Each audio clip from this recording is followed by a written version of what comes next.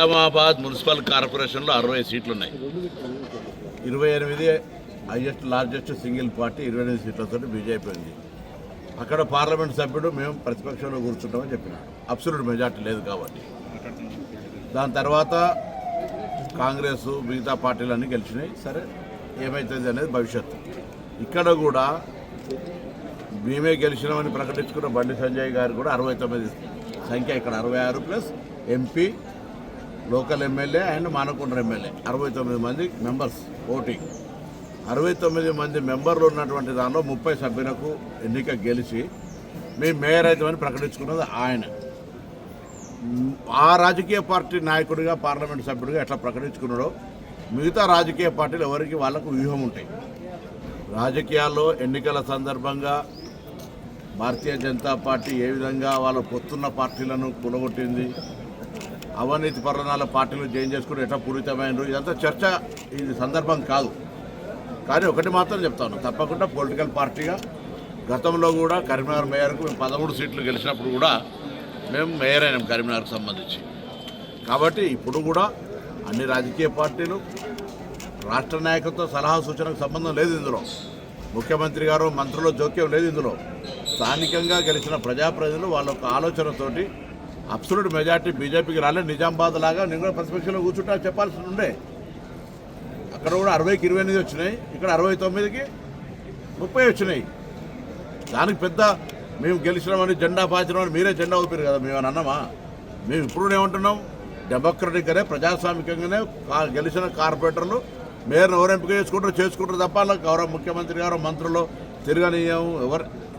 Democracy ఎవరికి వ్యతిరేకం కాదు. మేము ప్రజాస్వామ్యంగా గెలిచిన ఆ బీజేపీ 30 మంది కూడా శుభాకాంక్షలు, మిగతా 36 మంది కూడా శుభాకాంక్షలు. అందరూ కలిసి మంచి మేయర్ని ఎన్నుకోండి. మేము రాష్ట్ర ప్రభుత్వం నుంచి కరీంనగర్ లాంటి పెద్ద నగరం ఈరోజు 3,40,000 ఓట్లు, 5 లక్షల జనాభా, తెలంగాణ రాష్ట్రంలో హైయెస్ట్ సీట్స్ ఉన్నటువంటి కార్పొరేషన్ చెప్పకుండా ఉత్తర తెలంగాణ దాన్ని డెవలప్మెంట్ చేయాలని మా ప్రభుత్వ ఆలోచన.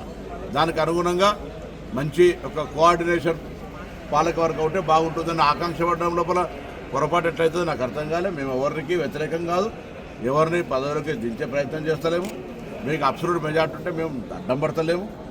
మేము అందుకే మేము ఎవరికి ఖిలాఫ్ కాదు.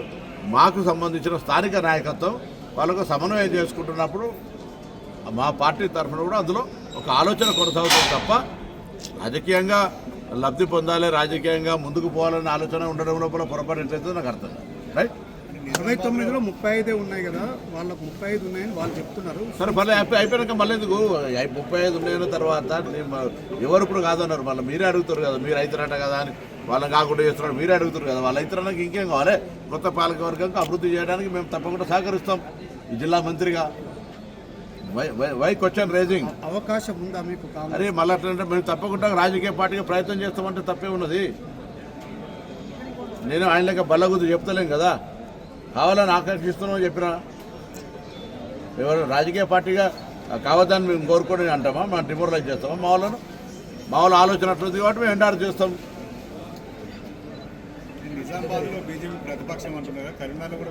నేను అట్లనే జరిగిన ఎగ్జాంపుల్ చెప్తాను. మీరు అంటారు కదా మేము ఏదో గుంజుకుంటున్నామంటే, అక్కడ ఆయన ప్రతిపక్షానికి పోయినప్పుడు ఇక్కడ కూడా అబ్సల్యూట్ మెజార్టీ లేదు, అక్కడ కూడా అబ్సల్యూట్ మెజార్టీ లేదు. మీరు గుంజుకుంటున్నామని చెప్పేటువంటి ఆరోపణ తప్పు అంటున్నాం. అట్లా ఎవరెవరికి గుంజుకుంటలేడు. ప్రజలు అబ్సల్యూట్ మెజార్టీ ఇవ్వలే. అబ్సల్యూట్ మెజార్టీ మీరు అట్లా 4 ఇండిపెండెంట్ కలుపుకున్నారు, వీళ్ళు కూడా మీతో అదే అనైతికం కదా. మరి ఒక నిమిషం దానికి ఒకటి మాట్లాడుతాం. అంటే బీఆర్ఎస్తో కలిసిపోతున్నారా ఇక్కడ?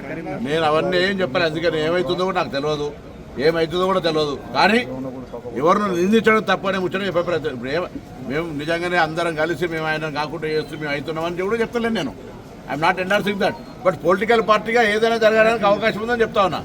మీరు అబ్సల్యూట్ మెజార్టీ లేదు నిజామాబాద్ లాగా ఆయన అట్లా పోతాడు, ఇక్కడ మీరు దాన్ని అబ్సల్యూట్ మెజార్టీ ఉన్నాడు, మీరే జెండా ఎగరేసిన, మీరే జెండాలు చూపెట్టినరు. ఇలా మళ్ళీ అదేదో రాకుండా ఉంటుంటే మాత్రం వెంటనే ఇంకోరు బ్లేమ్ చేసే ప్రయత్నం ఎందుకు అని అడుగుతున్నా. ఇలా ఎవరిని బ్లేమ్ చేయదలుచుకున్నారు? ఎవరిని బ్లేమ్ కావాలి? ఇప్పుడు గెలిచిన కార్పొరేటర్ల అభిప్రాయం, ఆయా రాజకీయ పార్టీలు వాళ్ళ అభిప్రాయాలకు ఎండార్ చేస్తారు. ఇది పొరపాటు కాదు. నేను అడుగుతున్న ఒకటే మాట, మీరు అరే నేను అందుకే చెప్తున్నా కదా, మీ పార్టీలు చేరితే పునీతము, వేరే పార్టీలు చేస్తే అపవిత్రం అయితే ఎట్లయితుందో నాకు అర్థం కాలే.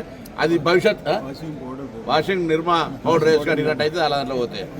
అందుకే దాని గురించి చర్చ వద్దు. 16 తారీఖు నాడు ఏమైతే చూద్దాం. మేము రాజకీయ పార్టీగా కావాలని కోరుకుంటాం, ఆయన ఒక రాజకీయ పార్టీగా స్థానిక ఎంపీగా కావాలని కోరుకుంటాడు. అందరు క్యాంపులు అసలు మీకు తెలుసా, ఎన్నిక కాగానే సూర్యాపేటలో లేనే లేదు మెజార్టీ క్యాంపుకి వెళ్ళరు, చాలా క్యాంపులకు వెళ్ళారు. క్యాంప్ అనేటువంటిది ఇలా కొత్తగానే ఇప్పుడే కరీంనగర్లో తీసుకొచ్చినట్టు ఎందుకు లెక్క. క్యాంప్ అనేది ప్రతి మున్సిపల్ ఎన్నికలు జరుగుతుందా, కొత్తగా జరుగుతుంది. ఇవాళ వేమలో శ్రీనివాస్ గారు కూడా క్యాంపు తీసుకుపోయారు. బరాబర్ ప్రజా తీర్పును గౌరవిస్తాము. ప్రజా తీర్పు గెలిచిన కార్పొరేటర్ల అభిప్రాయం ప్రకారం నడుస్తుంది. రైట్, నమస్కారం. నేను జ్యోతిష్కం చదవలే, నాకు తెలియదు. నేను 30 సీట్లు గెలిచి బల్లా గుర్తులేను. వాళ్ళు ఏం జరుగుతుందో ప్రజలు చూస్తారు. వాళ్ళే సోళ్ళు కొడుకు పేరు సోళ్ళు కావాలంటే ఏమైతే తెలియదు. అసలైన తొలి వెలుగు. ఫాలో వాట్సాప్ @తొలి వెలుగు official.